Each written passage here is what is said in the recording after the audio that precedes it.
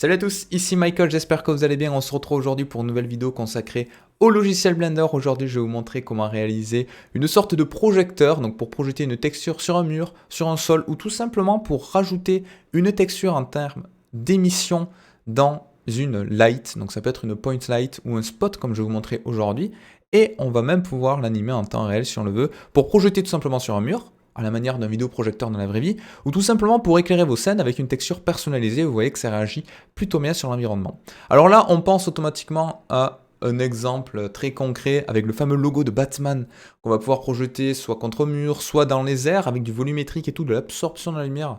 Ça pourrait rendre vraiment super, donc peut-être qu'on fera ça sur un TP un petit peu plus tard sur la chaîne YouTube, mais aujourd'hui je vais vous montrer cet exemple-là. Ok? Donc ça marche avec une texture que vous pouvez importer, ça marche également de la même manière, avec une texture qui serait générée procéduralement par Blender. Et vous voyez qu'on a un système nodal qui permet de gérer un petit peu tout ça. Ça, je ne l'ai pas relié, mais comme je vous dis, hop là, je peux rajouter une texture de type noise et automatiquement, j'ai le changement qui se fait en temps réel. Donc on va faire tout ça de A à Z, je vais repartir de nouveau, fichier de base, afficher les raccourcis clavier, on est bon. Donc je vais supprimer le cube et rajouter un plane avec Shift A, Mesh Plane. Je vais augmenter un petit peu son échelle avec S, comme ceci. Je vais passer en mode édition, sélectionner ces deux arêtes et faire une petite extrusion vers le haut. Comme ça, je vais avoir de la matière, de petits murs sur lesquels pouvoir projeter une texture. Donc en haut à droite, je vais aller dans le render preview. Et là, j'ai ceci. Alors, je rappelle que par défaut, je suis en Eevee. On va le changer par la suite, mais là, c'est du Eevee. Donc, je vais supprimer ma lampe de base et je vais rajouter une light de type spot lumineux qui est donc une light directionnelle. On aurait pu le faire avec une omni, c'est-à-dire avec un point lumineux, mais moi pour exemple je trouve quand même plus intuitif de vous représenter une projection de texture selon un vecteur plutôt que quelque chose qui part un petit peu dans toutes les directions. Mais vous allez voir que les deux sont compatibles, je changerai d'un type de light à l'autre à la fin de la vidéo et vous allez voir que ça fonctionne. Donc là j'ai ceci, pas d'éclairage par défaut, c'est normal, c'est parce que j'ai pas assez d'intensité. Si je passe ici à 50, vous allez voir que un petit peu plus, allez 100, hop là, vous allez voir que là, je commence à avoir un spot lumineux qui apparaît. Cette valeur-là, on va pas y toucher pour le moment. Pourquoi? Parce que là, vu qu'on a un Eevee, il interprète la lumière un petit peu différemment de Cycles. Ce qui est intéressant à comprendre, c'est que si je passe en haut à droite en Shader Editor, j'ai rien du tout. Donc je devrais avoir possibilité d'éditer les nodes, donc utiliser le système nodal, qui a été amené dans Blender il y a déjà quelques années, notamment pour les matériaux. À la même manière que les matériaux ou que pour le world, je devrais avoir quelque chose là qui me permet d'éditer la light. Je ne peux pas le faire parce que je suis en Eevee, malheureusement, ce n'est pas compatible. Donc je vais passer en moteur de rendu Cycles, qui est un moteur de rendu Path Tracing. Dans le Path Tracing, c'est quoi? Pour faire très simple, il va lancer plein de rayons lumineux, calculer des rebonds en fonction des seuils que vous allez lui indiquer. Donc par exemple 2000 rebonds, 4000 rebonds, 5000 rebonds. En fonction des différentes matières, on peut avoir plus de rebonds que d'autres. Et on va avoir quelque chose du coup qui est assez réaliste en termes de comportement de la lumière. Alors que Eevee, lui, va essayer d'imiter ce comportement, mais il n'a pas les mêmes stratégies, les mêmes optimisations, les mêmes algorithmes derrière, donc c'est quand même beaucoup plus limité. Pardon. Ok, donc je vais aller ici, de la Render Properties, Render Engine, je vais passer en Cycles. Et là, vous remarquez deux choses. Déjà, on commence à avoir un spot lumineux qui se dessine. Je vais passer en GPU, c'est quand même beaucoup plus rapide d'une manière générale, et je vais activer le denoise dans la viewport, comme ça j'ai une passe de denoise pour enlever le grain qui est dû justement à ce fameux path tracing avec tous les rebonds lumineux. Et maintenant, surtout, ce qu'on remarque, c'est qu'en haut, j'ai un Use Node. Et si je clique dessus, hop là, j'ai bien un système nodal qui va décrire ma lumière. Donc là, ça marche exactement comme dans le Shader Editor quand on fait des matériaux, c'est-à-dire que je peux changer la couleur en temps réel ici, par exemple du bleu. On ne le voit pas suffisamment parce qu'on n'a pas assez d'intensité, que je vais mettre 5, et là, vous voyez que j'ai bien un spot lumineux bleu.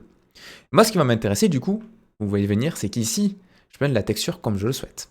Alors si je mets une texture de type Noise Texture par exemple, voilà, je mets du Noise Texture, je mets sur Factor, Color, vous allez voir que par défaut, on n'a pas grand chose qui se passe. Pourquoi? Parce qu'on a différentes choses à changer. Donc je vais d'abord vous montrer sur une texture de base, ce sera beaucoup plus explicite, et ensuite on passera sur une texture générée procéduralement dans Blender. Donc une texture de base, comment je fais pour l'importer? Mais je peux ouvrir un nouveau éditeur, hop là, du moins un nouveau Explorer Windows, et je vais ouvrir cette image-là. Vous voyez qu'il y a juste une image au format JPEG, je fais du drag and drop. Donc vous voyez pas parce que là j'ai plein d'images sur mon PC. Je l'ai masqué dans l'enregistrement, mais je peux faire du drag and drop, et là automatiquement il m'a rajouté mon image. Je peux relier ma color à ma color, et là en théorie je devrais avoir mon image qui est projetée. Alors là j'ai rien du tout. Comment ça se fait? Je vais essayer de rapprocher un petit peu mon spot pour voir si c'est pas un souci d'intensité. C'est pas ça, c'est parce qu'en fait, je dois indiquer à Blender le mapping, donc la manière dont il va projeter ma texture. Et là, c'est un petit peu particulier. J'ai deux nodes à rajouter. Donc une node de type mapping, donc je peux relier le vecteur à mon vecteur de ma texture.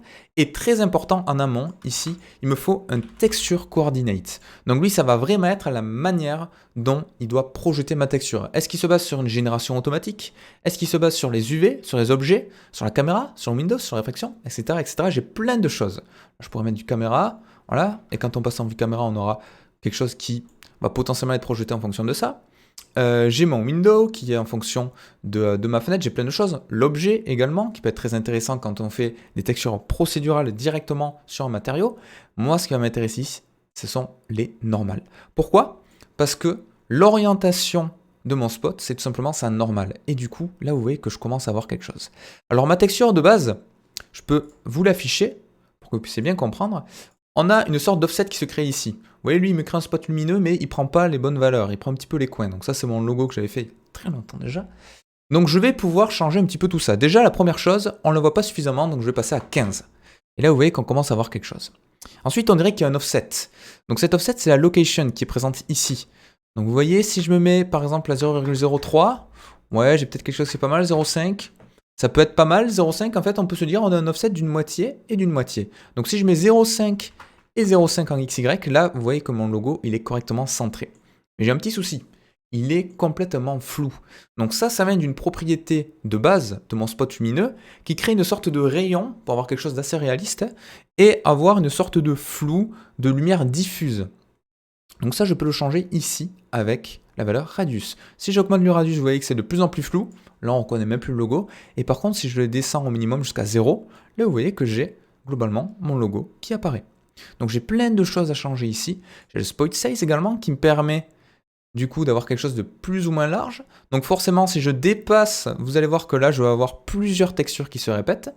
Donc on a des paramétrages ici qui permettent de passer en extend ou en clip pour couper cela. Donc là j'aurai un spot lumineux qui est très étendu mais j'aurai qu'une seule fois ma texture.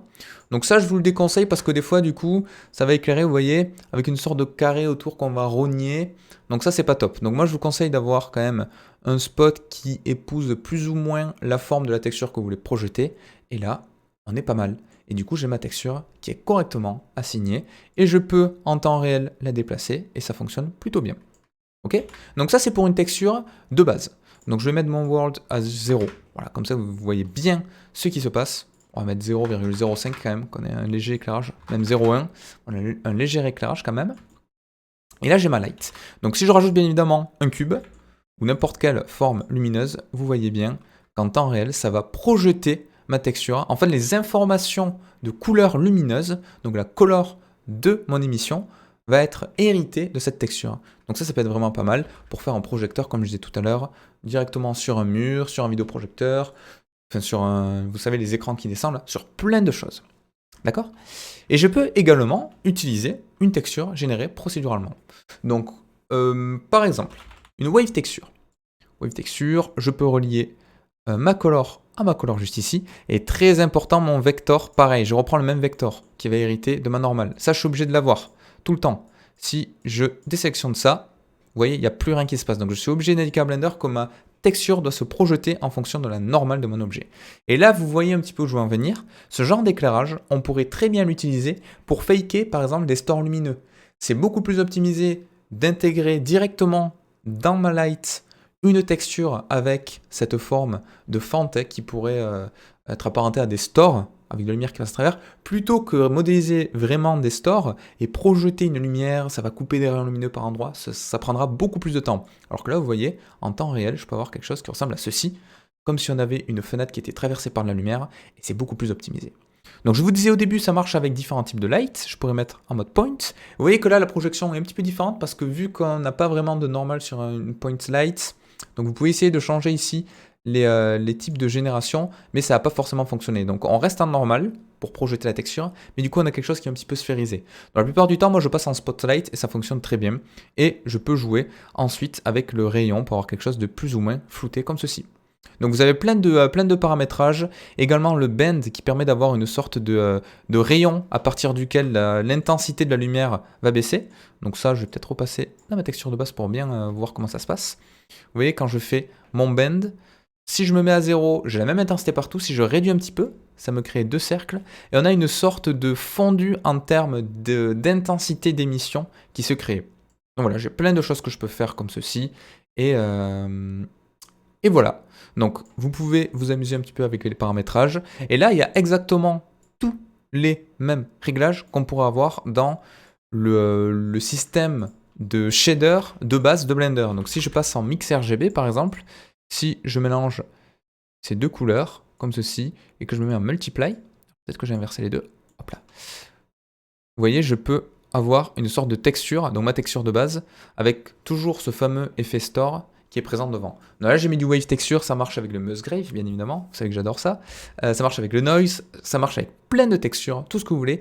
Dites-vous une seule chose, tout ce que vous pouvez faire dans le shader editor de base de Blender, vous pouvez le faire directement dans les lights, et ça vous permet d'avoir des choses très intéressantes, d'optimiser vos rendus, comme je disais tout à l'heure, des fois plutôt que faire de l'éclairage qui va passer par exemple à travers une grille, mais directement on met cette texture dans la light et c'est beaucoup plus optimisé. Donc voilà, j'espère que cette vidéo vous aura plu, que vous aurez appris pas mal de choses. N'hésitez pas à me le dire dans les commentaires. Donc là, vous voyez, avec Multiply à 100%, on a vraiment notre texture qui est hachée et qui rend plutôt bien. Et j'espère que ça vous aura plu et je vous dis à très très vite pour une prochaine vidéo sur Blender. À la prochaine, ciao.